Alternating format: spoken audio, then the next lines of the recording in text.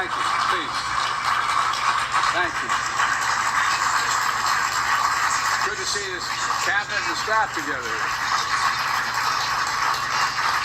Thank you.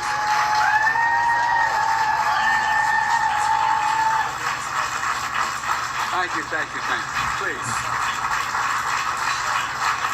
Thank you, thank you, thank you. It's good to see you all. Particularly good to see my granddaughter sitting in the front row here. Hi, Finn. How are you, honey?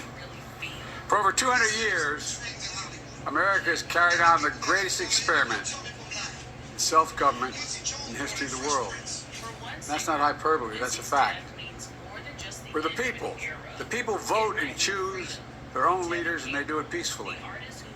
And we're in a democracy. The will of the people always prevails. Yesterday, I spoke with President-elect Trump to congratulate him on his victory. And I assured him that I would direct my entire administration to work with his team to ensure a peaceful and orderly transition. That's what the American people deserve. Yesterday, I also spoke with Vice President Harris. She's been a partner and a public servant. She ran an inspiring campaign, and everyone got to see something that I learned early on to respect so much: her character. She has a backbone like a ramrod. She has great character, true character. She gave her whole heart effort, and she and her entire team should be proud of the campaign they ran. You know, the struggle for the soul of America, since our very founding, has always been an ongoing debate and still vital today. I know for some people, it's a time for victory, to state the obvious. For others, it's a time of loss. Campaigns are contests of competing visions. The country chooses one or the other. We accept the choice the country made.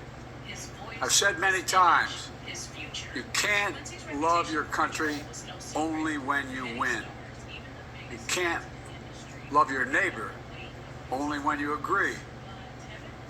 Something I hope we can do, no matter who you voted for, is see each other not as adversaries, but as fellow Americans. Bring down the temperature. I also hope we can lay to rest the question about the integrity of the American electoral system. It is honest, it is fair, and it is transparent. And it can be trusted, win or lose. I also hope we can restore the respect for all our election workers who busted their necks, took risks at the outset. We should thank them.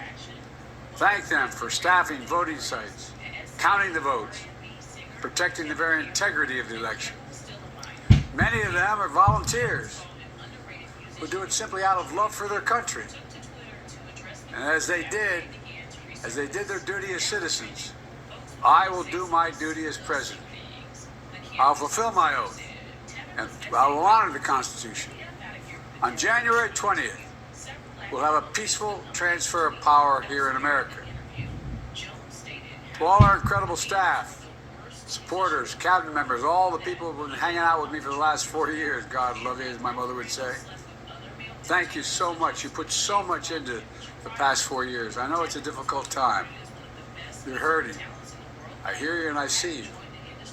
Don't forget all that we accomplished. It's been a historic presidency. Not because I'm president, because what we've done, what you've done. A presidency of all Americans. Much of the work we've done is already being felt by the American people. The vast majority of it will not be felt over the next 10 years. We have legislation we passed that's just only now just really kicking in. We're going to see over $1 trillion worth of infrastructure work done, changing people's lives in rural communities and communities that are in real difficulty, because it takes time to get it done. So much more it's going to take time, but it's there. The road ahead is clear, assuming we sustain it. There's so much we can get done, and will get done, based on the way the legislation was passed. And it's truly historic. You know, We're leaving behind the strongest economy in the world. I know people are still hurting, but things are changing rapidly. Together, we've changed America for the better. Now we have 74 days to finish the term, our term. Let's make every day count. That's the responsibility we have to the American people. Look, folks, you all know it in your lives. Setbacks are unavoidable, but giving up is unforgivable. Setbacks are unavoidable, but giving up is unforgivable. We all get knocked down, but the measure of our character, as my dad would say, is how quickly we get back up. Remember, a defeat does not mean we are defeated. We lost this battle. The America of your dreams is calling for you to get back up. That's the story of America for over 240 years and counting. It's a story for all of us, not just some of us. The American experiment endures. We're going to be okay, but we need to stay engaged. We need to keep going. And above all, we need to keep the faith. I'm so proud to have worked with all of you. I really mean it. I sincerely mean it. God bless you all. God bless America. And may God protect our troops. Thank you, thank you.